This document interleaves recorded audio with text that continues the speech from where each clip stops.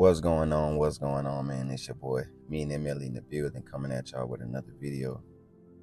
I told y'all I was gonna make a part 2 to the fire in the garden video that I made. I wanted to make a part 2 to kind of just go in a little more deeper. Because when I made the video, it was kind of like spur of the moment. I wasn't really planning on making that video, but I watched it and I was like, I should give y'all more kind of more context into what I'm saying. So the fire in the garden, clearly I'm talking about sexual energy, and I'm using fire because fire is the symbol for Kundalini. Also,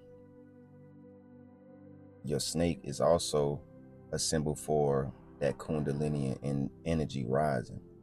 So that's why I'm saying fire in the garden or snake in the garden. You know, some depending on what culture, what religion, they use different symbols, but they're talking about the same thing, right? And this is a spiritual thing, you know, so we have to understand and take into account that I'm speaking on something that's spiritual and something that's esoteric knowledge. This is not knowledge that everyone knows, you know. This is not knowledge that everyone knows. So at the base of your body, we call that the root. And isn't it ironic that from the base of your body to the top of your brain, isn't it ironic that you look similar to what a tree looked like without leaves on it? So if you look up and I may put the pictures here, kind of like I did the other video. If you look up the biology makeup of a human, any human, you'll see the brain, and then you'll see coming from the brain, the spinal cord, and then you will see the stems of the spinal cord. These are the nerves. These are the things that, you know, ignites you as a person. And it looks very similar like a tree.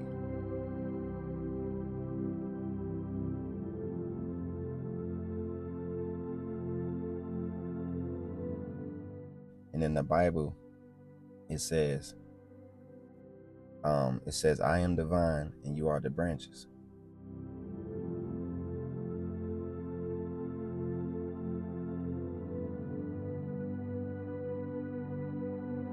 Right?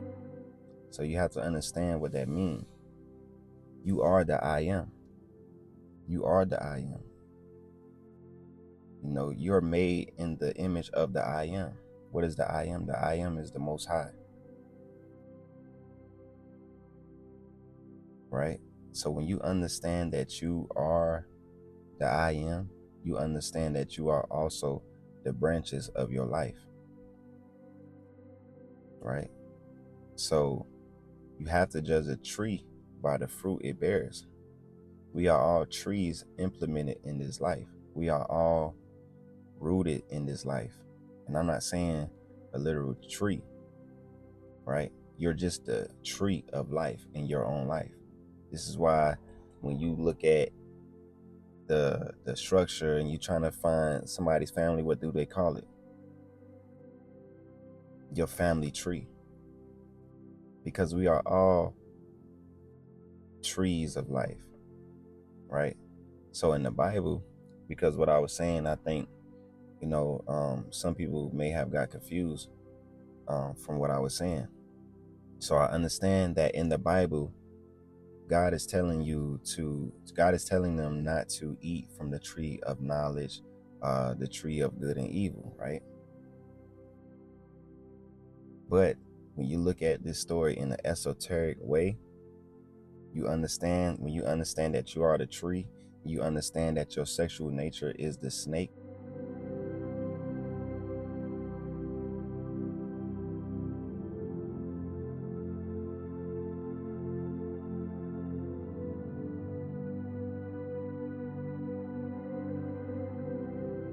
You understand that Your sexual nature can be wise. It can be wise as serpents, as the Bible may say. And it can lure you into doing something that you shouldn't do, right? Or that you don't want to do. I ain't gonna say shouldn't, because sex and creation, that's a part of life. But we all have been there to the point where maybe you're on a retention journey. Maybe you're trying to practice semen retention so you can bear more fruit on your tree, right?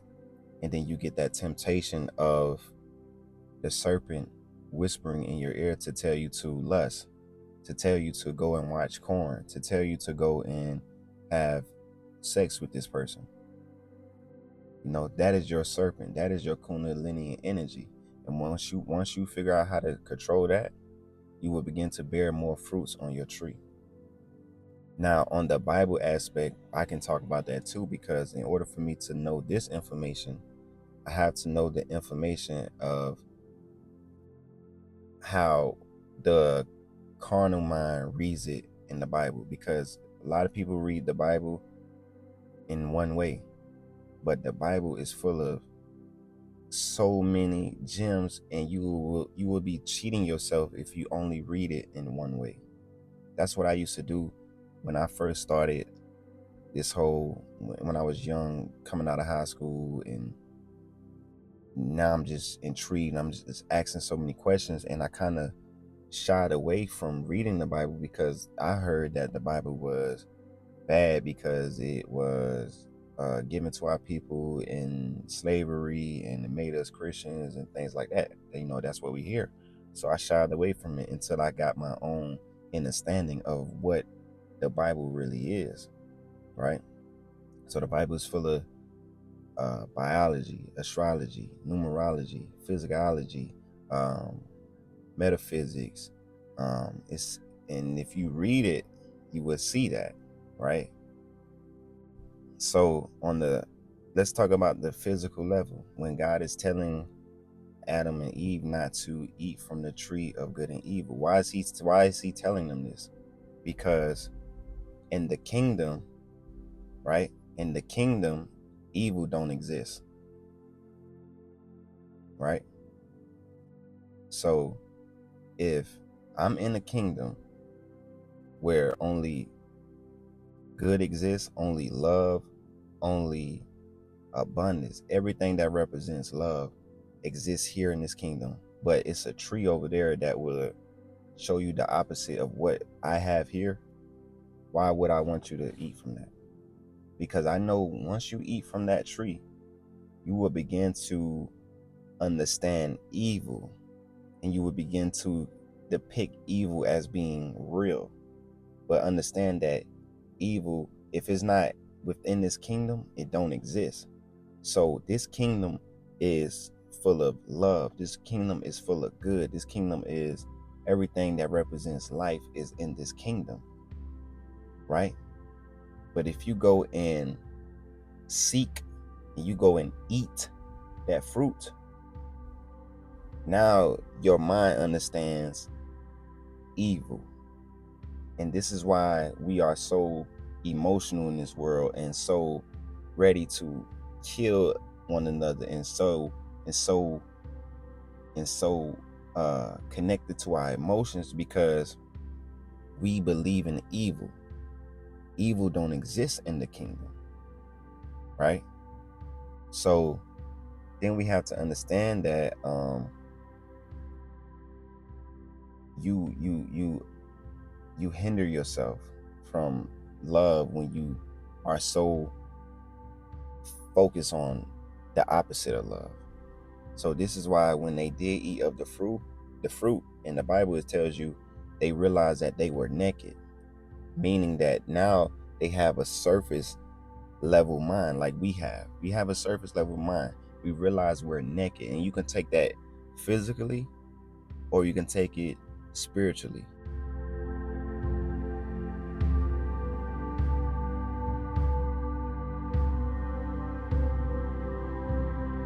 This is why the Bible is such a beautiful book, because when you when you don't just have one interpretation of the words, you can exist and play and understand it on any realm. So me with my mind and my understanding and my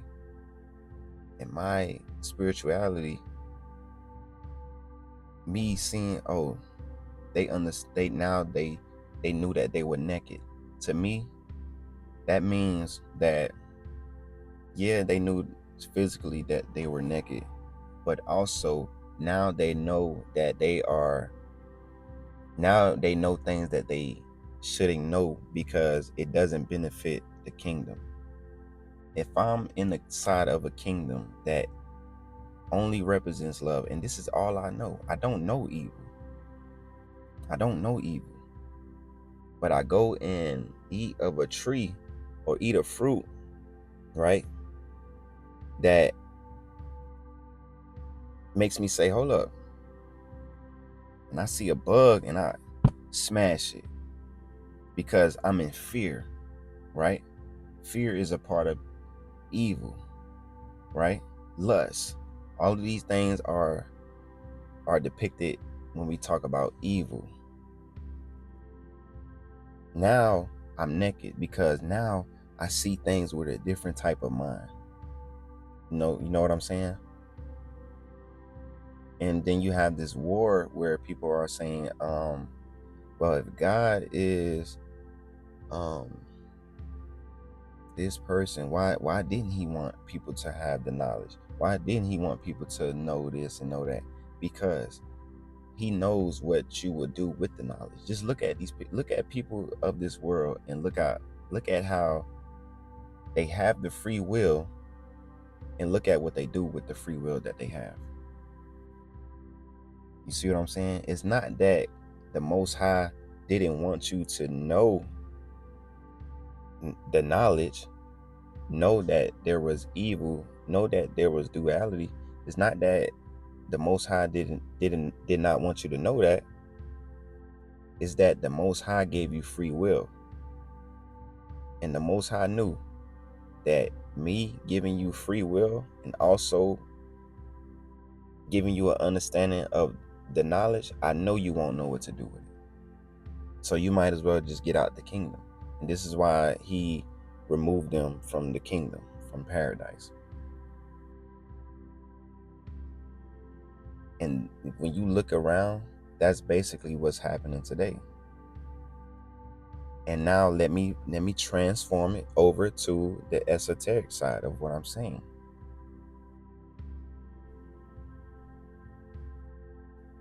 I never understood why it was so important to retain your seed or to stay a virgin, right?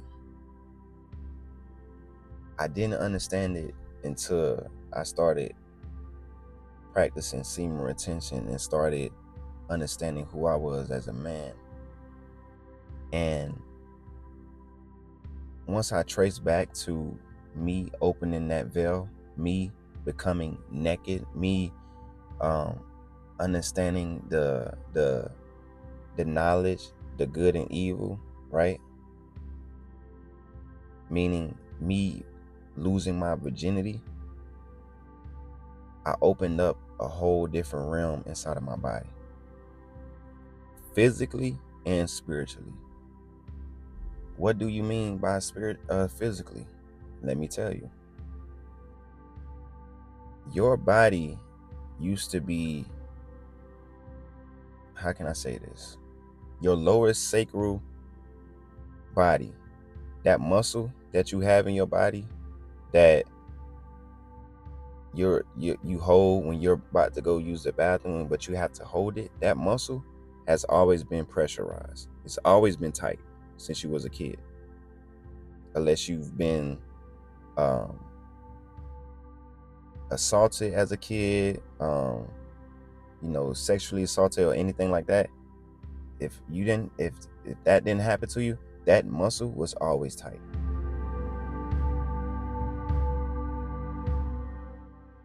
Try to think back as a kid and just right now, try to clench that muscle. You can't do it for long. But at a point in time in your life, that muscle was always clenched until you opened that veil, until you became naked, until you ate of that fruit. Do y'all see how all this is connected to the actual physical being of who you are in this body, right? But once you became unvirgin, once you let someone into that realm, or once you gave away your seed, which I'm speaking for men, once you gave away that seed, and women, once you let someone into that sacred box, that Pandora box, guess what that muscle did? Guess what that muscle did over time? The more you continue to release your seed, the more you continue to masturbate, the more you continue to lust, the more that muscle is now open. And also on the physical realm, the more people you intertwine with, the more people you have sexual relationships with, these are building soul ties to your body. These are connections. These are the things that sometimes you wake up and your whole mood is off. It could be because of who you're sleeping next to. It could be because of who you gave your energy to the night before or last month, because this ain't no one-time thing where you have sex with somebody and now that energy is going on. It lingers onto you, right? So when you finally started to listen to that serpent, because serpents are wise, when you started to listen to that serpent and that serpent convinced you to go and sneak out the house and give yourself away to someone, you now then opened yourself up to the world to become naked, right? You did. And that's the fire in the garden. That's what I mean, because you are a garden, right? You're a garden. That's why I say you have to water yourself. You have to nurture yourself, because you're a garden. You have to, you have to understand, are you putting good things in your garden, or are you putting bad things in your garden? Are you putting good fruits, good vegetables, good seeds in your garden? You're a garden. So once you allow that fire in the garden to convince you to give yourself away, you expose yourself to this world. Your emotions is off. Your body, even physically, has went through a change. Mentally, you went through a change. And the whole objective is to try to get back to that childlike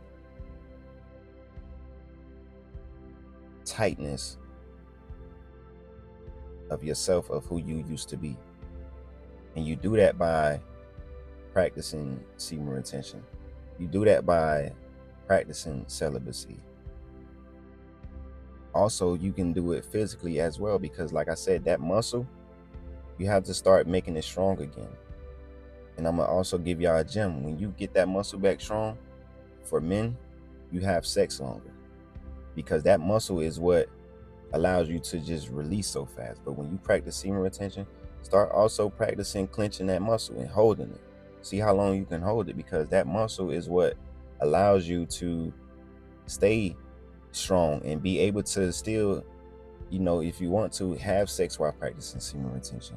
And I only recommend that if it's with somebody that, you're married to that person, or this is somebody you spiritually connected with on a spiritual level, right? Because we're human, we're gonna have sex, you know what I'm saying? But the goal is to not be out here just giving yourself away. That is the whole point, right? Stop giving yourself away to everyone. Stop opening your veil up to everyone, because these energy hold on. It sticks to you, right? And that's the fire in the garden, man. So we have to start understanding that the writers and the people that was here before us, that wrote these stories and these great stories in the Bibles, these parables, right? Because Jesus only spoke in parables. I forgot the verse, but Jesus said, Jesus, why do you only speak to the people in parables? Jesus never spoke literally to you. He always spoke to you in parables, because he wanted you to decipher what it was that he was saying, because everybody is not going to understand this information, and everybody don't need to. It's not for everybody to understand, but it's for you to know, and it may not be for them to know, right? And I understand that. I always understood that. So we have to understand that this information is raining now. Put my windows up. We have to understand that this is beautiful information, right? And I had to make a part 2 because I knew that I left some things out and I didn't go as deep. And I can even go deeper, but I choose not to, right? I choose not to. Hopefully y'all got some gems from this video right here, and hopefully y'all go do y'all own research just the same way I did, that I've been doing for years. This ain't something that I just stumbled across. I've been knowing this for years, and I've been doing research for years and years and years and years. Because I remember when I first came across the fruit and the whole eating of the fruit story, I learned it through African spirituality. And this was in 2016, 2015, 2014, 2013, around that time, right? All back almost 10, 12 years ago. But my study has improved. And on the African spirituality, the fruit was of divine knowledge. The fruit was the woman giving the man the fruit of divine knowledge. So that way the man is now divine masculine, and he also represents the divine femininity. He's balanced, he's well balanced, but he had to eat that fruit, and so did she, right? The yin and the yang. The information is out there, and if y'all want to, go out there and do more research. But it's just a beautiful thing of how it intertwines back into you as a man or as a woman, you know, sticking and holding on to your essence. And just, you know, me just practicing semen retention off and on for these years, it's just like a light bulb just went off, because when you practicing semen retention starting out, you know you're doing it for a reason, and the benefits is beautiful. Like, you got so many men that can tell you, oh, I feel like this on retention, or this happened to me, this. But you tell someone about this information, they won't even go and practice semen retention, right? Or they'll be so in tune to religion that they don't even understand that a lot of the most courageous people in the Bible were practitioners of semen retention. Jesus practiced semen retention. He didn't have kids. He wasn't out having sex. Like, you don't know any story of Jesus having a child. Jesus let that seed rise to that 33rd vertebrae. That's why they say he died at 33. He didn't die, he resurrected, because when you let that seed rise up to that 33rd vertebrae, your body goes through a cycle every month. So let's just say you hold for 13 months. You hold that seed for 13 months. You don't ejaculate. You're doing everything you can to raise that seed, because naturally it's going to raise, but you have to do things to make it raise, because we have been so beat up. Like, our bodies are beat up. It don't work the same. So we gotta do things to transmute that seed up and let it rise. And what that does is it opens up a veil, a gland in your mind. Some people call it the pineal gland, right?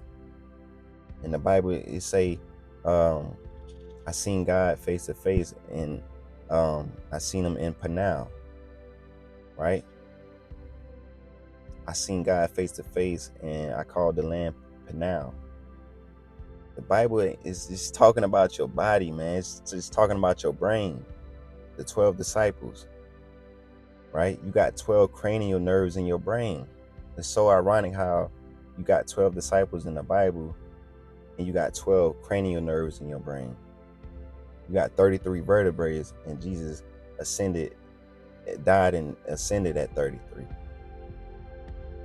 Like, the information is in front of us, but it's up to you to do the research to understand and to bring it back full circle and to see how it relates to you. It's up to you, man. But it's your boy, man, Millionaire Melly. I didn't even want this video to be this long, but it is what it is. It's your boy, Millionaire Melly, in the building, coming at y'all with another video, and I'm gonna tap in with y'all on the next one. Y'all stay blessed, stay wise. Millionaire Melly in the building. I'm gone. Peace.